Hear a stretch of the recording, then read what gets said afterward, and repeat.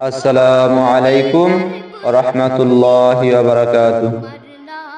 প্রিয় মুমিন মুসলমানগণ, আমরা যে নামাজ পড়ি বা আদায় করি, সেই নামাজ পড়ার জন্য যে সূরাগুলো দরকার, তার মধ্যে থেকে ছোট্ট একটি সূরা আপনাদেরকে তেলাওয়াত করে শোনাচ্ছি। আপনারা প্রত্যেকেই শ্রবণ করুন এবং মুখস্থ করার চেষ্টা করবেন ইনশাআল্লাহ।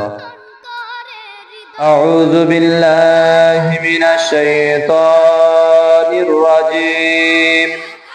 বিসমিল্লাহির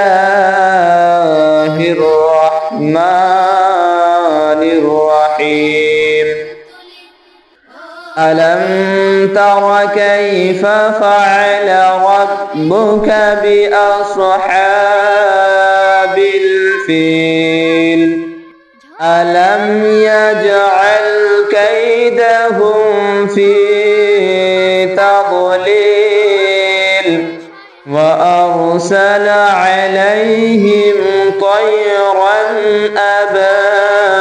أبابيل ترميهم بحجارة من سجيل فجعلهم كعصف مأكول. صدق الله العظيم.